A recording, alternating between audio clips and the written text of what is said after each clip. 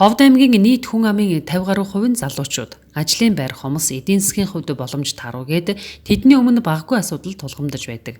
Ялангуяа газар эзэмших орон сууцтай болох нөхцөл боломж нь хязгаарлагдмал байгаа нь нууц биш юм. Тэгвэл аймаг орон нутгаас залуучуудаа дэмжих, тэднийг хямд үнэтэй орон сууцаар хангах асуудалд анхаарч, Ховд хотыг 2030 он хүртэл хөгжүүлэх ерөнхий төлөвлөгөөний дагуу залуус хорооллыг байгуулахаар орон сууцны барилгын ажлыг эхлүүлээд байна. Энэ жилдээ 30 айлын орон сууцыг барьж дуусган ирэх 11-р сард ашиглалтанд оруулахаар Бат дайчин компани барилгын ажлыг хийж гүйцэтгэж байна.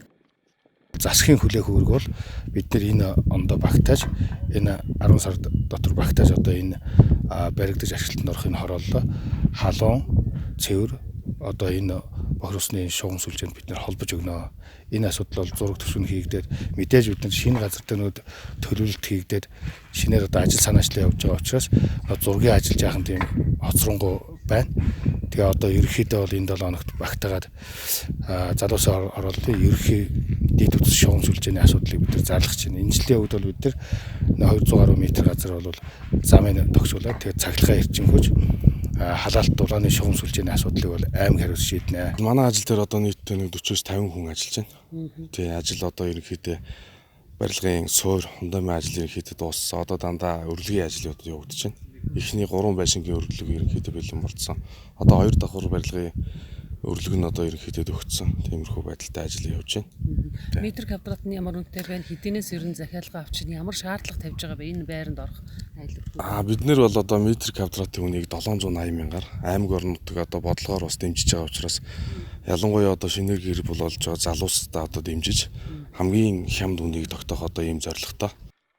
Ховд хотыг 2030 он хүртэл хөгжүүлэх ерөнхий төлөвлөгөөг нийтдээ 30 га талбайд хийхээр тусгажээ. Үүний 20 гаруй гадна барилгажилтын ажил хийгдэх юм а. Эхний ээлжинд орон сууц барьж байгуулан иргэдээ суурьшуулна. Дараагаар нь хөгжимт драмын театр, боловсролын байгууллага, үйлчлэгээний төвгээд бусад асуудлыг шатгараатаагаар хийхээр төлөвлөсөн байна. Одоо бол эхний ээлжинд бол бид нар орон сууцны хүнээ суурьшуулах ажлаа зохион байгуулж байна. Дэд үтсээ явуулаад дагуулад одоо бид нар бусад тэр одоо хүн амьдрах нөхцөл бүрдүүлэх тэр чиглэлийнхаа зүйлүүдийг бол бид нар хийж өгнө. Ялангуяа энийг бол хол гэж харж болохгүй. Одоо сургууль цэцэрлэгээ хизээр багш өнөө маргааш шууд шийддэг юм гэж байхгүй шүү дээ.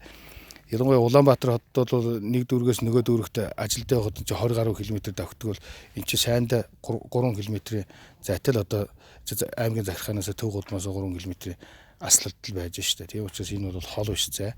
Хамгийн гол нь эн чинь бас нэг цэвэр агаартай, цэвэр орчинтой тэгээд одоо хүн амьдрах энэ боломж нөхцөлийг хамгийн хямдаар бүрдүүлж байгаа одоо энэ хороодлын онцлог нь орж байгаа. Залуус хорооллын орон сууцны 1 давхар нь 42-64 м квадрат, 2 давхар нь 96 м квадрат талбайтай баригдаж байна.